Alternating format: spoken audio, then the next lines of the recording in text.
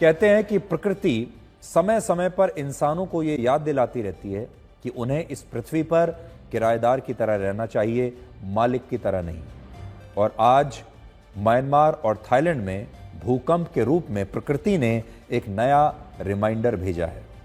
आज म्यांमार में सुबह 11:30 बजे रिक्टर स्केल पर 7.7 की तीव्रता का एक ताकतवर शक्तिशाली भूकंप आया, जिसमें अब तक 144 लोगों की मौत हो चुकी है और हजारों लोग लापता हो चुके हैं।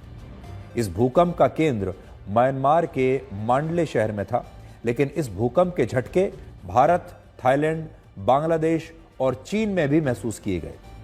भूकंप की वजह से म्यांमार में बड़े पैमाने पर तबाही हुई और अमेरिका के जियोलॉजिकल सर्वे को यह आशंका है कि इस भूकंप में मरने वालों का आंकड़ा असल में 10,000 को भी पार कर सकता है।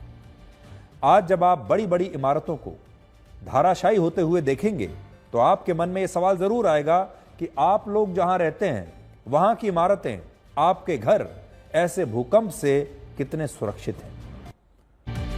म्यांमार दुनिया के उन देशों में आता है जो भूकंप के लिहाज से बहुत संवेदनशील हैं, बहुत खतरनाक हैं, और म्यांमार में हर महीने कम से कम 8 भूकंप आते हैं। वहां के लोगों को भूकंप की आदत है। इसका कारण यह है कि म्यांमार से रिंग ऑफ फायर की दूरी ज्यादा नहीं है। जहां पूरी दुनिया के 81% भूकंप आते हैं, ये वो जगह है।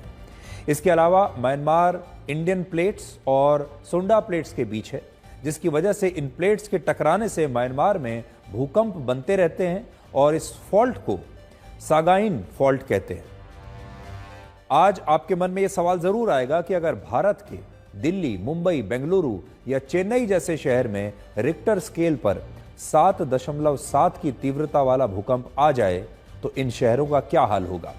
तो अलग अलग रिपोर्ट्स ये कहती हैं कि ये शहर इतने ताकतवर भूकंप को सहन नहीं कर पाएंगे और यहां 70 से 80% इमारतें पूरी तरह से नष्ट हो सकती हैं अगर इस प्रकार का शक्तिशाली भूकंप भारत के शहरों में आ जाए तो।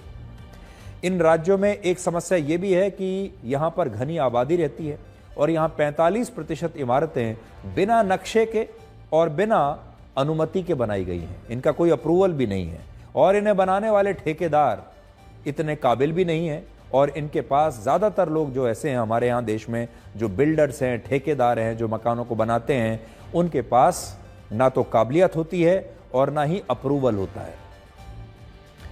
वर्ष 1950 में असम में 8.6 की तीव्रता का एक भूकंप आया था, जिसमें लगभग 5,000 लोग मारे गए थे। और तब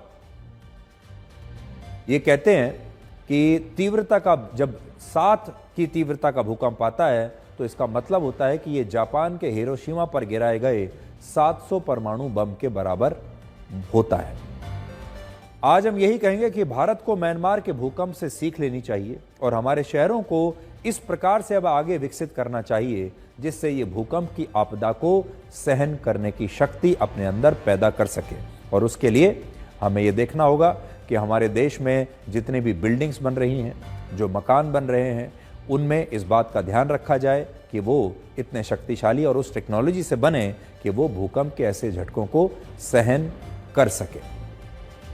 अभी भी जब ऐसे बिल्डिंग्स की जांच की जाती है, चाहे भारत के किसी भी शहर में हो, तो ज़्यादातर बिल्डिंग्स असुरक्षित पाई जाती हैं और ये पाया जाता है कि ये जो बिल्डिंग्स हैं ये इस प्रकार से बनाई गई हैं कि ये ऐसे बड़े भूकंप के झटकों को सहन कर ही नहीं पाएंगी।